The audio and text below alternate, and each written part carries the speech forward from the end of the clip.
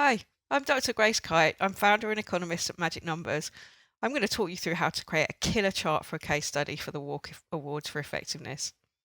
Now, as someone who's judged awards, I know that having a really strong chart, one that shows a good effectiveness story, will stand out. So here are my recommendations for how to build a killer chart. 40% of people, by which I mean judges, are visual learners, so charts are important. They're a perfect tool for supporting your case. 1. Highlight a difference or change, typically an improvement in a metric that matters to the business at the time of the campaign. 2. Only one point, only one takeout per chart. There's no limit to how many charts you can put in an awards entry, so make it easier for the judge by doing one for each point that you want them to really take out of your paper. 3. Annotate the thing that you want them to see. Literally, draw an arrow pointing to it. Everything you put in or around this chart should be an aid of telling this one story. 4.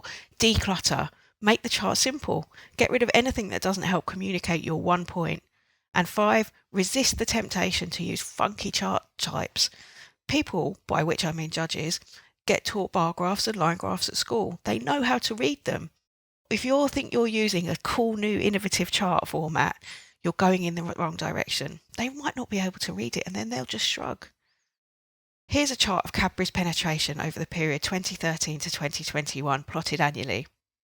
Now I might know that their new campaign ran from 27 onwards, and look, before that penetration was in decline and afterwards it started to grow.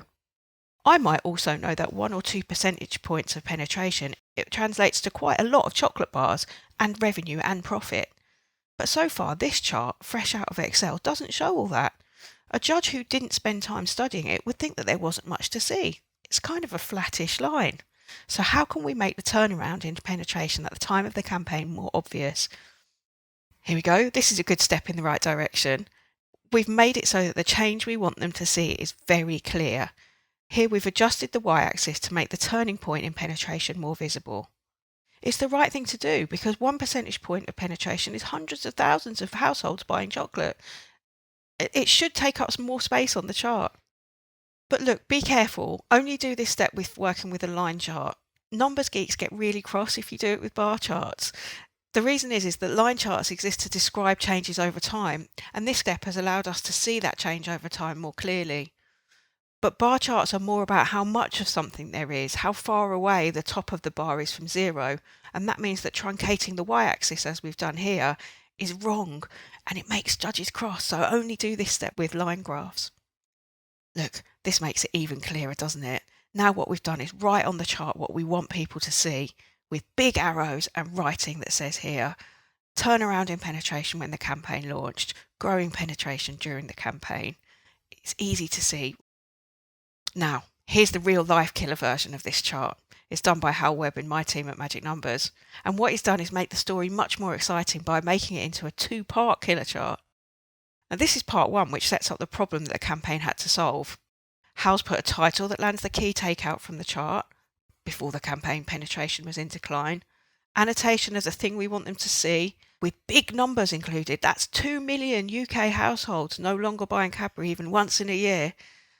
And he's labelled each point on the chart so that people, judges, don't have to get a ruler to read off the y-axis. And Hal's decluttered this. He's taken out all the lines that weren't needed, and he's taken out the label of the x-axis. Everyone knows that 2014 to 2017 is time, so we don't need to write year there. And what we've also done is written in small text for the geeks, the sources. Where did this data come from, and what does it actually mean? What's the full definition of the metric? Crowd have been on the edge of their seats for this one, haven't they? And it's worth it. Part 2 is now killer. It has an irresistible conclusion that no one could miss. The campaign brought a turnaround in penetration followed by fast growth.